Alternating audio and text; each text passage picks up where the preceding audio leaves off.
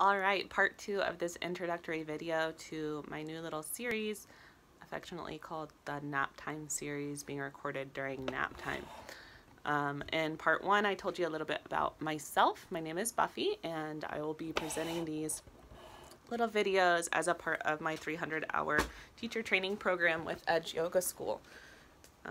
So learn more about that in part 1 of this video. Part 2, jumping in straight into what I will be bringing to you throughout this series. So some of the topics that you'll find in my videos, I'll always put a title so that you can easily find topics that you're interested in and be able to decide if you want to listen to a certain video or not as part of your enrichment and your program. So I will be speaking on themes that coincide with our curriculum in the workbook and that are all about the yoga world, obviously as part of a yoga training. So I will present one video on the chakras. I will be referencing this book, which is amazing. It's called Wheels of Life by Anodea Judith with her PhD. It's a great kind of reference book for the chakras. If you're interested, it's kind of a big read. I use it more for reference rather than reading all the way through, but I'll also be presenting a tapping technique that a friend taught me that goes through each of the chakras. If you've never tried tapping, it's a super great and effective, easy way to kind of get in the zone and ready for meditation, almost like how yoga does, but a lot faster, and it just kind of clears you out so that you're ready to just settle in. Some more of my videos will be on meditations, mostly coming from the mindful self-compassion meditation techniques that I have learned throughout my personal meditation journey and self-improvement journey. I highly recommend this book. There's a big glare. The Mindful Path to Self-Compassion by Christopher Germer, also with his PhD. This is an excellent book if you struggle with loving yourself or being compassionate towards yourself, and if that affects your loved ones. And they have recently, in the past years, come out with this amazing workbook. Everybody stop what you're doing and go order it on Amazon. It's so good. The Mindful Path, or the Mindful Self-Compassion Workbook, a proven way to accept yourself, build inner strength, and thrive. He worked with Kristen Neff, again, Christopher Germer, both, I think, psychologists and counselors. I think they're out in California. This is all marked up. I love this workbook, and there are meditations in here that we'll be pulling from. I'll probably do 2 or 3 videos, and they also have some online on their website. You can just Google this and it'll come up. So meditations. I'll also be bringing you videos on yoga retreats. I shared in my part 1 of the introductory video that I recently have begun hosting both international and regional yoga retreats just this year in 2020.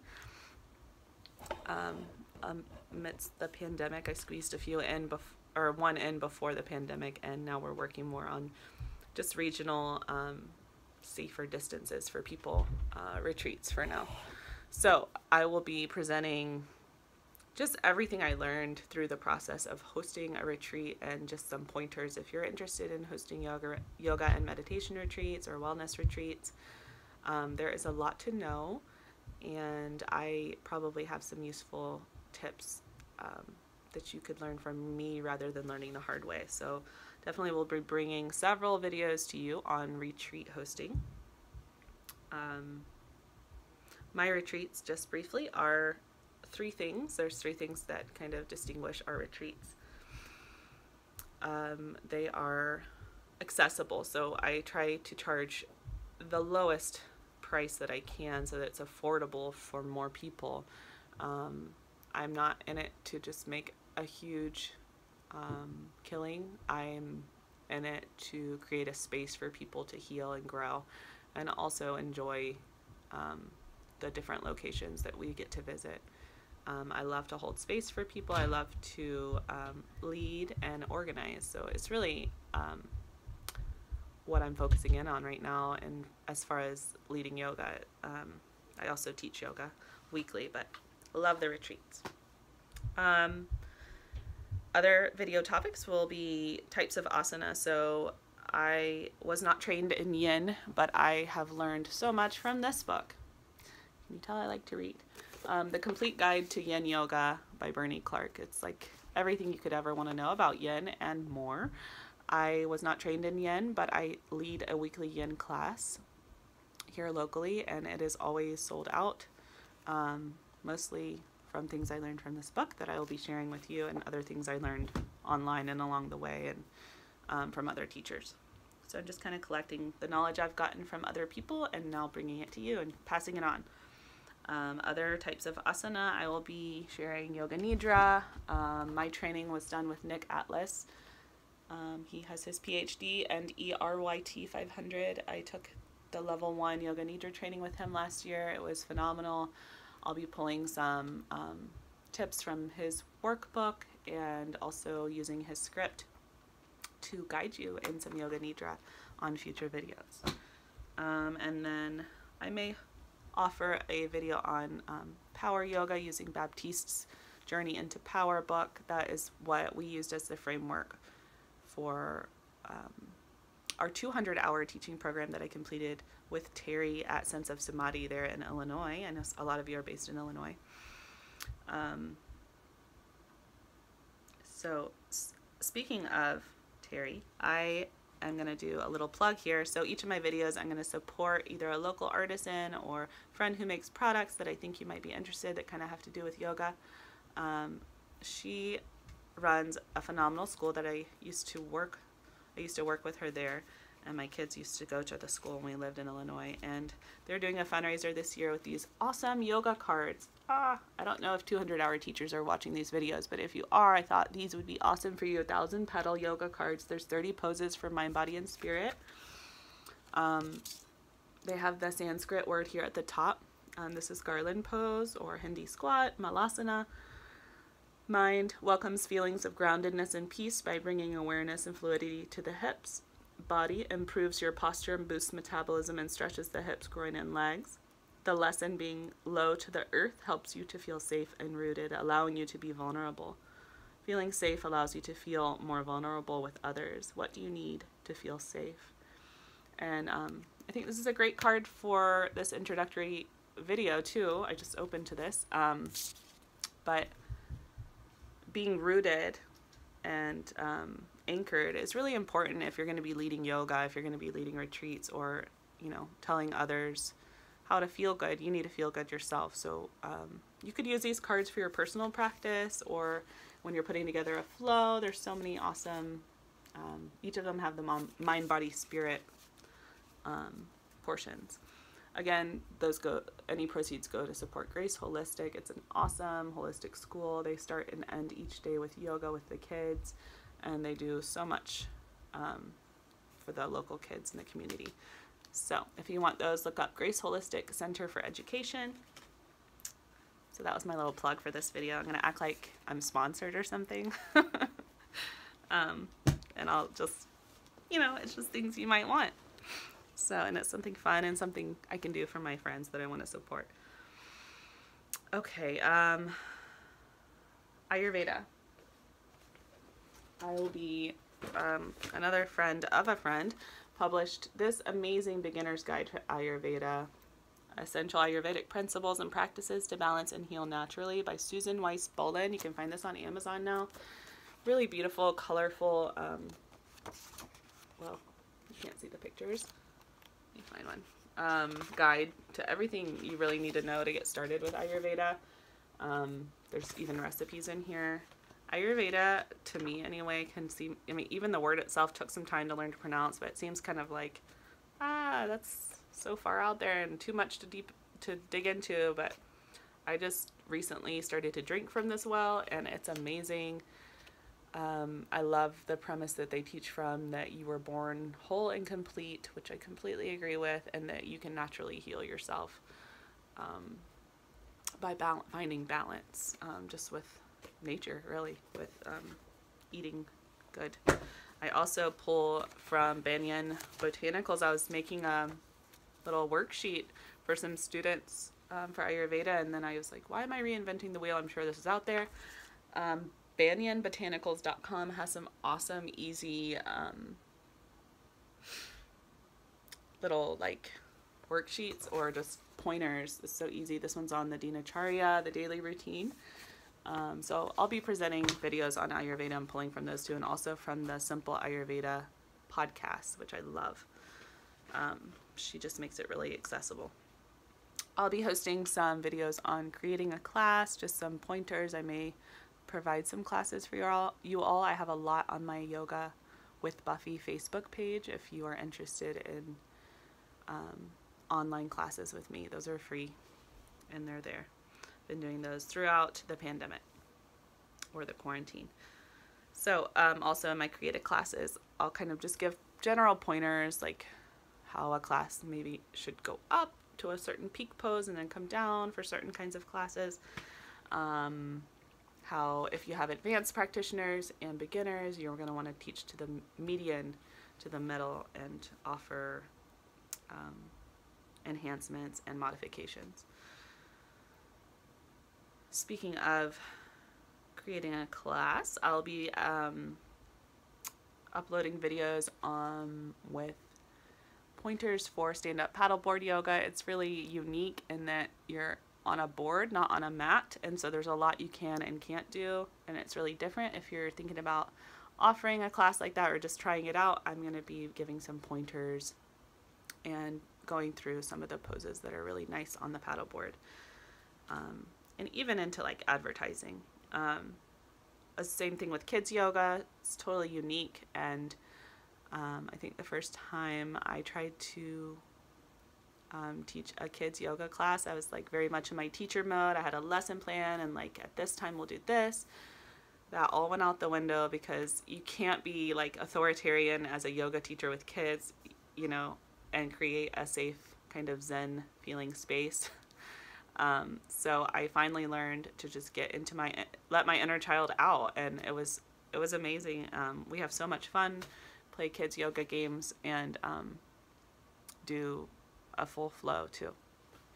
And speaking of kids yoga, for an online resource, if you have kids, which kids I think need yoga and meditation so much right now, they're going through all of these transitions the same way that we are, but they don't always have the words to express the emotions that they're feeling with it, like we do as adults. So if you need a resource for your children or children you know for yoga, I love Cosmic Kids Yoga. You can find that on YouTube or on her webpage. I think it's just cosmickidsyoga.com. Those are awesome just to do at home. Another plug. I like to share stuff. But okay, and then forest yoga is another unique thing that I offer that I was going to share with you all how to get started with. We do meditative hikes and then just plop down in the forest and do yoga together, and I'll tell you what you need to have to be prepared for that in that video and what's different about it. I have a lot to bring to the table, so hopefully I'll get to share all of these. Vision boards. I love vision boards. I think they're so helpful in keeping you anchored and rooted and focused. Like I was talking about, if you're going to be leading people and asking them to be all of those things, you really need to, it really keeps you in check and accountable that, you know, you're going to need to be doing those things too. So vision boards have really been helpful for me. I used to scrapbook a lot. This is about all I have time for anymore. I make one every January. This is 2020s. I just want to show you something. It's kind of funny. I had no idea at home. This is 2019, and I've led some vision board workshops, and I'm going to share on that and how you can do that. Art therapy and art as meditation. I've led a few workshops with that. Art can just really facilitate getting in that Zen, that flow state, and you can learn so much through the process of art. It's almost like a metaphor for life, a lot of the art projects that I've worked on, and you can learn so much. So I will share on how to host those, the different types that you could do, and how to be successful with that. Creating a sacred space and your personal practice. Again, getting back to just the essential need. It's really the root chakra that I'm speaking on, just the need to be rooted, grounded, and secure in and with yourself before you can help others. So creating a sacred space in your home just for you. I have one here next to me, and it's just about the only place in my house that's not covered in Legos. So it's where I put all of my aspirations. I have my vision board there. I have my crystals and my daily readers that I read every day. I have my cards. I just, got these there that I showed you earlier. And then I have these, the Wild Offering Oracles, another thing I recommend. These are just beautiful. They've got beautiful art, and each of the pages, you just pull one. And this is actually my third time recording this video for technical difficulties, but I pulled just out of the middle of the deck, service. You stop using the universe to try to get what you want and start asking love to use you. You offer all and want to be of service. Ironically, many desires become fulfilled without grasping or manipulation. So I thought, wow, what a perfect card for this introductory video and what I'm doing throughout this series. It really is service, and we're all serving each other in this program and just coming to the table together and bringing our content and our wisdom and sharing it and learning from each other. So I thought this card was so perfect service. I'll read it one more time. You stop using the universe to try to get what you want and start asking love to use you. You offer all and want to be of service. Ironically, many desires become fulfilled without grasping or manipulation. And this is so true. When you just open yourself up to become a vessel of love and of light in the world, things just start to flow and line up. You can say, this is what I desire, and then, use me. And I think that we have a benevolent God who wants good for us. So using our desires and skills and saying, just here I am, I think that's really the most beautiful way to live your life. And that's how I've been successful with my retreats, and really with everything. I just kind of give everything up and say, here I am, let's do this. It's kind of cool to co-create. So yeah, and your personal practice, just like touching on why that's important. Being a teacher really does, like I said, hold you accountable to a higher standard, even when you don't feel like it, because it takes work. It's work. I'll be sharing on the yamas and niyamas. This is just the go-to reference book by Deborah Adele. Just sharing these jewels of yoga, the first two limbs of yoga: non-violence, truthfulness, non-stealing, non-excess, non-possessiveness, purity, content, and then bringing in, so getting rid of those things and bringing in purity, contentment, self-discipline, self-study, and surrender. So the yamas are what we're getting rid of, the niyamas are what we're bringing in. I'll bring a video to you on this with just highlights. This book is all dog-eared and marked up because I've read it several times. I know there's already some content out there in our resources on this, but as they say, we're just layering knowledge, and maybe you didn't hear something the first time or from another person that you'll hear with me, or vice versa. So yeah, I'll be presenting on this.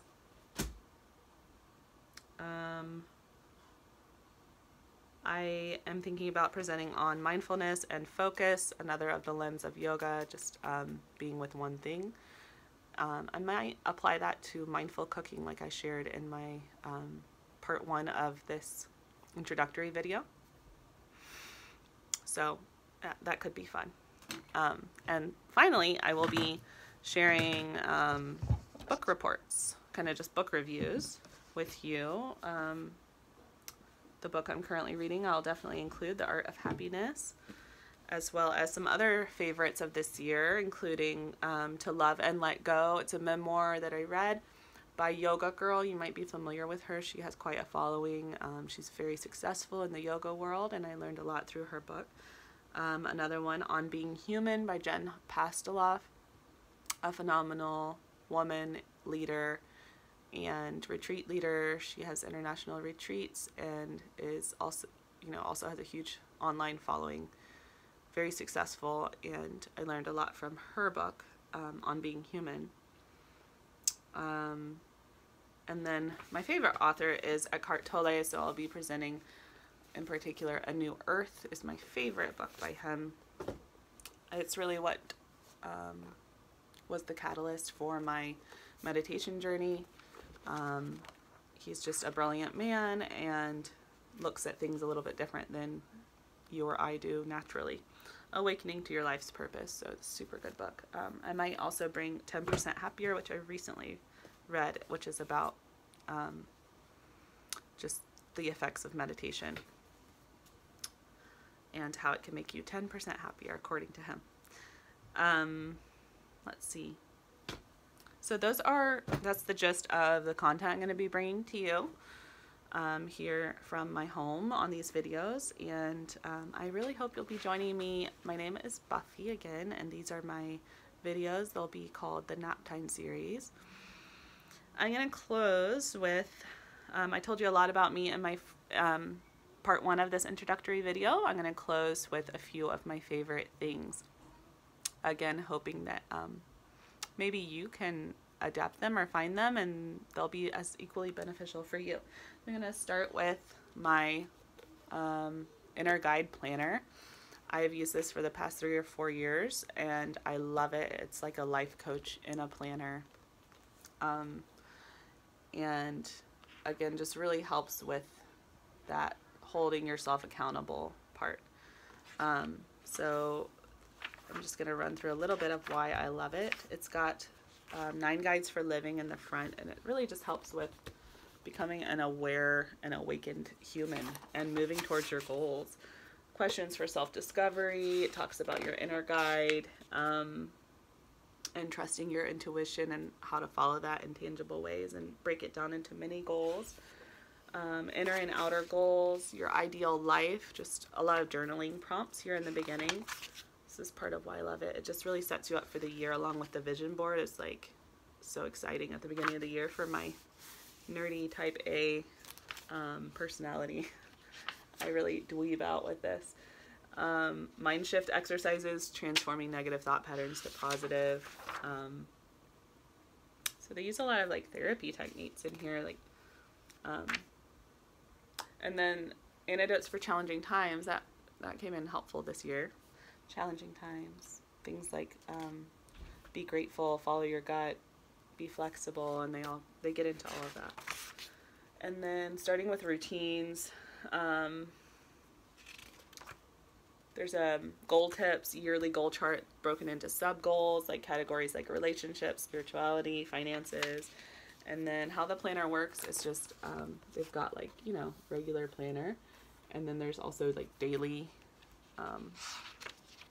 if you want to really plan, which I don't, as you can see, hourly stuff. I don't use this part, but I buy the whole planner because I like the parts that I like. And then what I really like is they just check in with you every month. So at the beginning of the month, you'll just plan out your month and then plan out your monthly goals that are in line with your yearly goals. They ask you where you want to go. So like, how do you aspire to be and feel this month? They give you a 1-minute visualization challenge, and then you do your month, and at the end they check in again to see how you did. What went well, top accomplishments, top challenges. It's just like a check-in for yourself. I didn't do this month. As you can see, I've been a little inconsistent this year, and that's okay. There's also a space for reflections and notes. You can gauge how you supported yourself in mind, body, and spirit. And what did you embrace this month? Things like you get to check it off if you schedule technology-free times, or slowing down, or active listening. So it's just an amazing agenda, and I highly recommend it. There's also a mid-year acknowledgement and an end-of-year acknowledgement, so you get to celebrate all your little victories that led to big victories and goals setting and goal achieving. So I love this, the Inner Guide Planner. You can find these on Amazon. That's one of my favorite things that I wanted to share. Another is the Yoga Journal magazine. I get it delivered to my home which I don't get a lot of magazines at all, but that one is really cool because it keeps you just informed with what's really going on, current topics, and they go into, you know, the whole realm of yoga. They speak on different topics and talk and interview leaders in our field. And I think it's important to stay in tune with all that. So Yoga Journal is one of my favorites. And then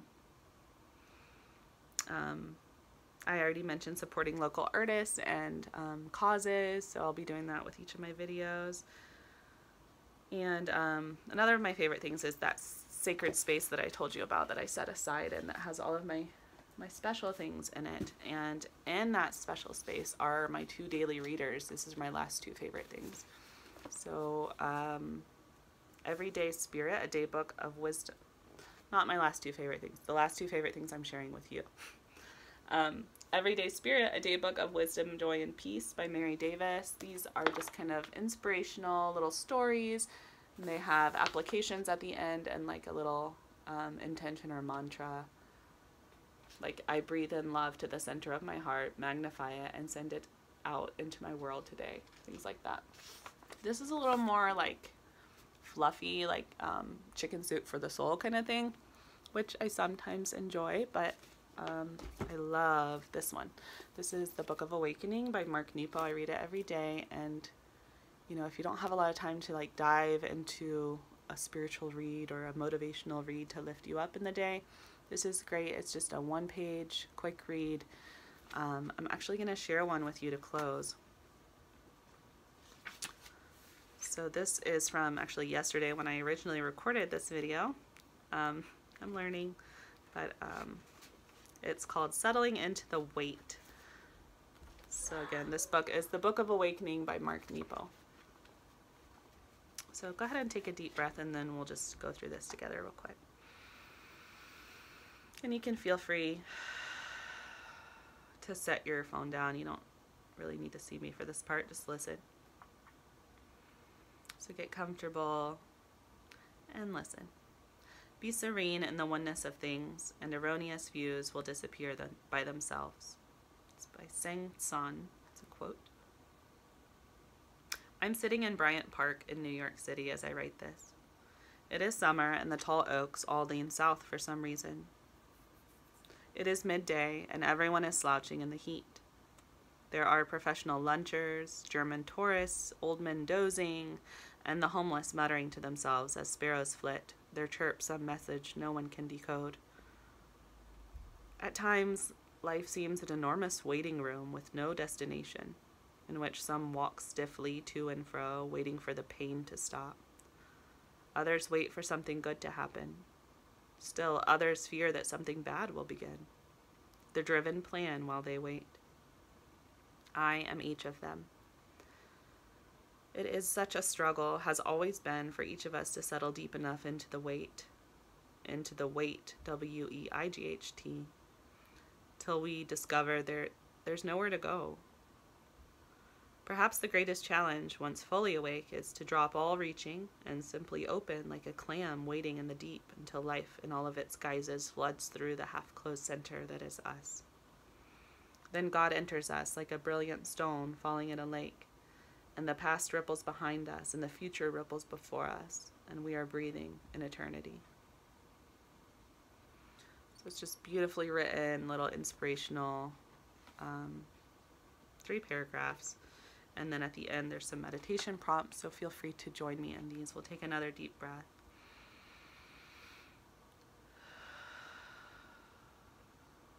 Feel free to do this after the video as well.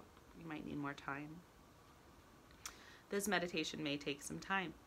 Sit quietly and try to meditate until your sense of time starts to fall away.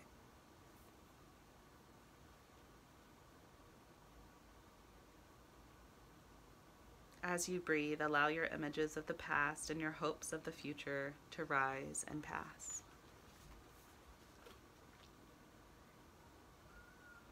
As you slow beyond waiting, allow the past and the future and your sense of time to merge.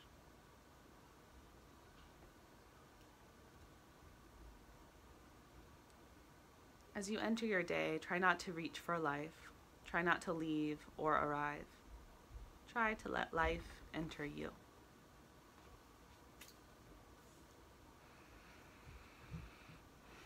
So that's just one little excerpt from this amazing last of my favorite things that I use. So that's me in a nutshell, and that's what I'll be presenting in this little series, the Naptime Series. Again, my name is Buffy. I'm so excited to be here with you. Thank you for this honor to be both teacher and student. Namaste.